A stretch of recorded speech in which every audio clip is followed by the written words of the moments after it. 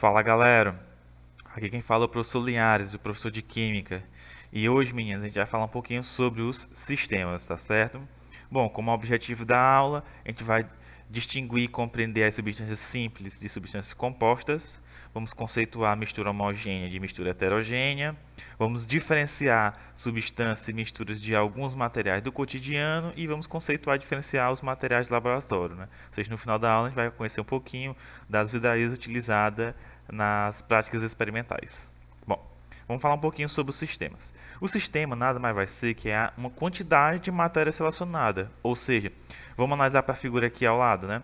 Bom, a gente percebe que eu vou ter aqui um recipiente, tá certo? Esse recipiente, dentro dele vai conter uma quantidade específica, né? Quantidade X de uma determinada substância, de uma determinada matéria, tá certo? E essa substância aqui presente, ela é chamada de sistema. Tudo que está fora do recipiente é chamado o quê? De vizinhança. Né? Toda a massa ou matéria fora do sistema é a minha vizinhança. E o que é a fronteira? É uma barreira. É uma interface que vai separar o sistema da vizinhança.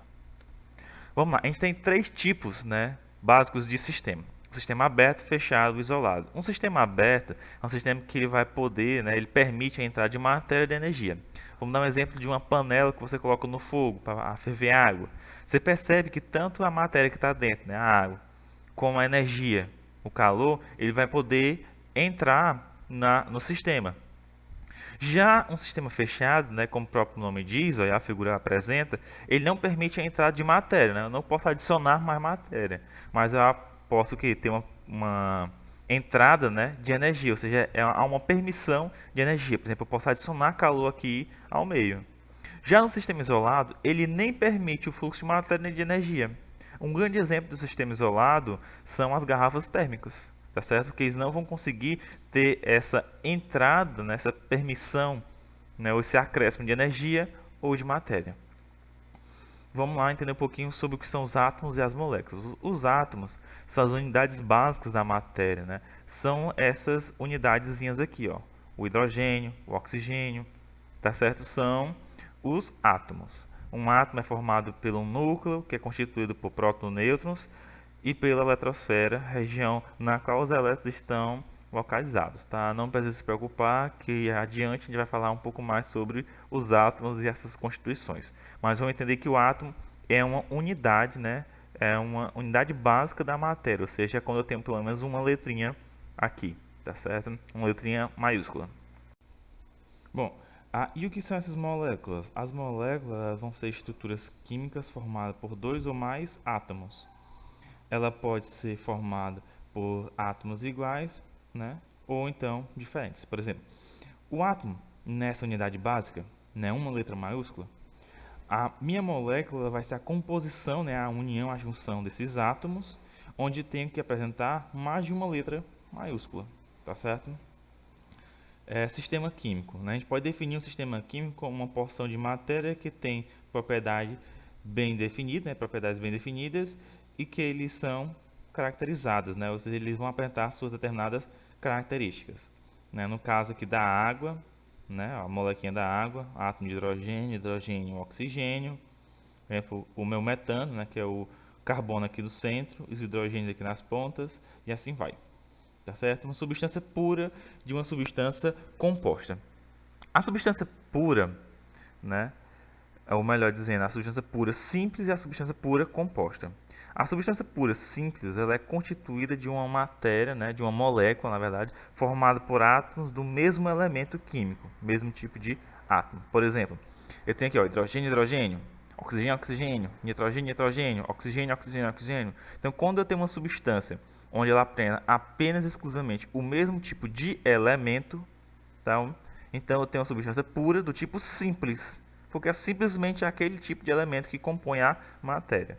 Já uma substância pura composta, ou seja, ela é constituída por moléculas formadas por dois ou mais elementos químicos. Ou seja, já vou ter, ó, substâncias, ela melhor dizendo, elementos diferentes. Tá? Ó, o hidrogênio, o carbono, que formam o ácido clorídrico, HCl, né? O Na e o Cl, tá certo? Tá faltando um Lzinho aqui, que é o cloreto de sódio, tá certo? Então, quando eu tenho substâncias simples, é quando eu tenho o mesmo elemento composto elementos diferentes. E aí vamos lá, né? O que é então uma mistura? Uma mistura é uma porção da matéria que corresponde à adição de dois ou mais componentes, né, de umas substâncias puras, tá certo? Por exemplo, o ar é uma mistura.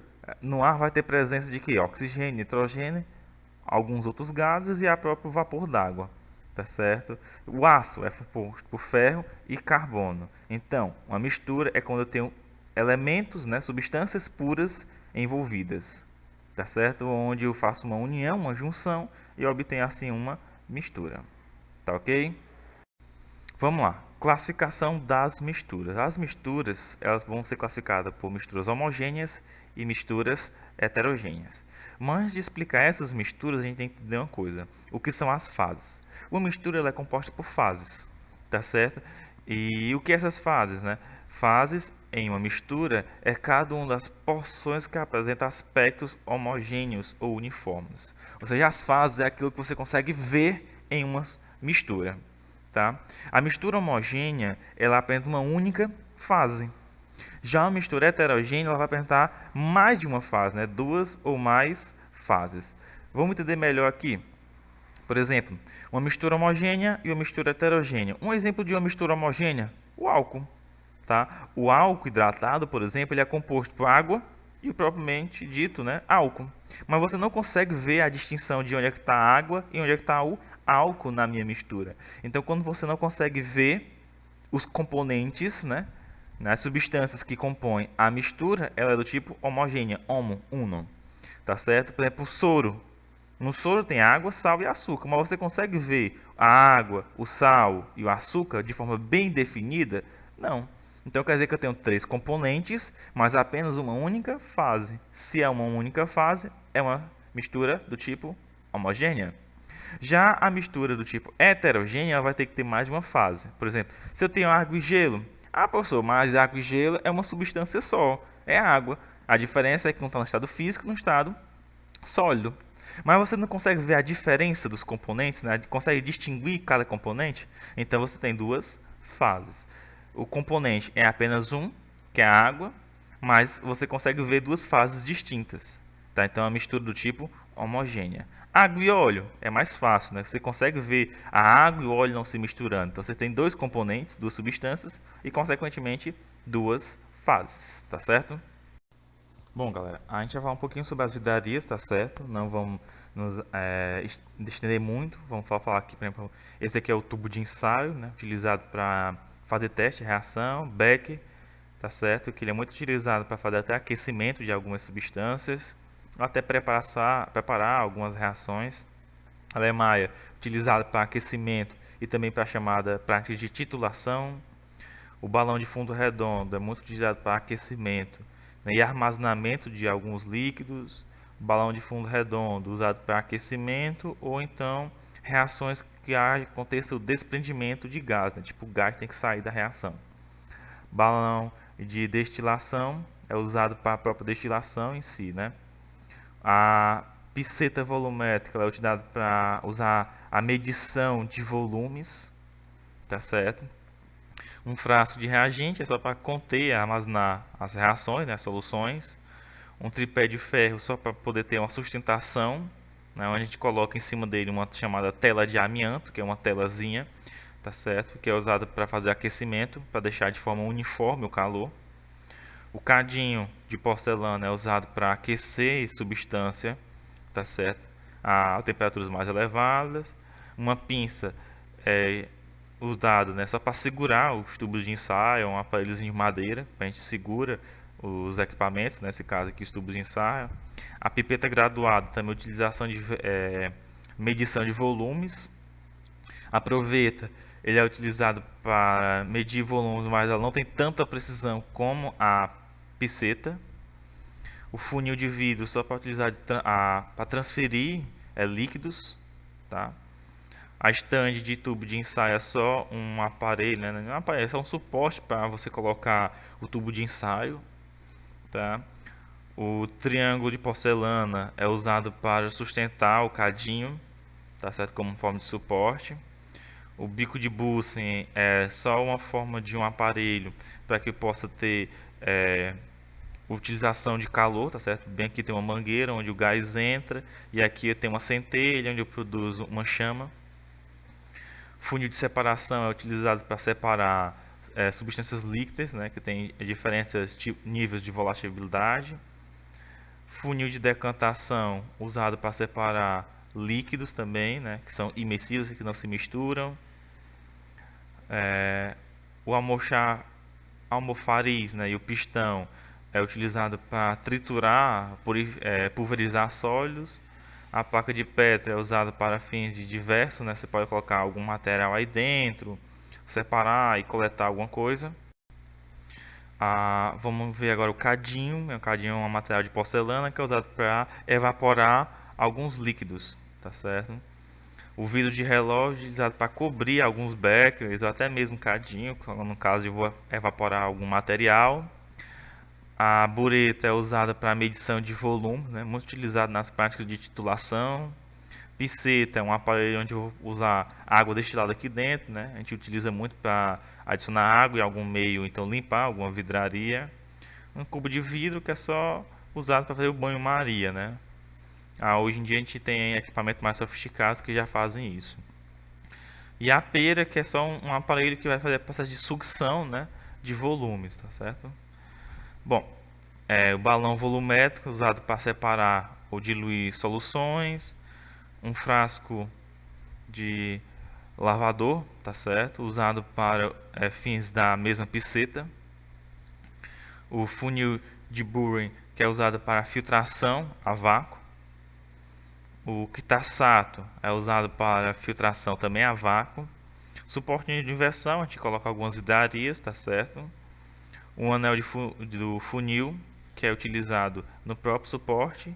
E uma espátula que é usada para a transferência de substâncias sólidas, tá certo? A gente vai ver por fim agora o termômetro, né, usado para medir a temperatura.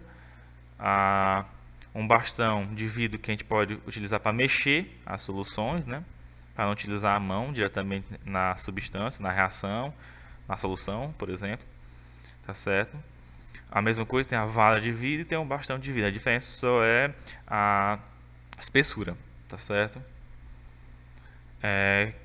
Condensador, né? A gente tem 3 tipos desses condensadores e eles têm o mesmo fim, tá certo? Que é para fazer processo de destilação, tá ok? Bom, como forma de revisão, substância pura e uma mistura, tá certo? Então o que a gente pode perceber? Que na substância pura vão apresentar aqui uma substância, né? Onde ela apresenta ponto de fusão e de ebulição de forma constante. Já na mistura eu vou ter mais de uma substância e vai ter uma variação no ponto de fusão e no ponto de ebulição e consequentemente na densidade, né? São variados. Na substância pura ela vai ser dividida em simples e composta, onde simples é apenas um único elemento, né? Oxigênio, nitrogênio. Já quando ela é composta eu tenho mais de um elemento, por exemplo a água, H2O é uma substância pura composta, tá certo? E na mistura eu vou ter misturas homogêneas e misturas heterogêneas. Homogênea, uma única fase. Por exemplo, uma solução de água e sal. Você só vê uma única fase. Já na mistura heterogênea, hetero, diferente, né? 2 ou mais fases. Por exemplo, água e óleo. Você vê bem de forma definida a água e o óleo. Tem mais de uma fase. Tá certo? E vamos falar um pouco sobre a curva de aquecimento. Na curva de aquecimento de uma substância pura, ela é bem definida. Já de uma mistura, elas vão ter apenas algumas variações, tá certo? Então, a gente deixa aqui, por fim, a leitura complementar do livro nas páginas 69 a 60, da página 67 a 69, tá certo? Eu desejo a vocês, meninos, bons estudos.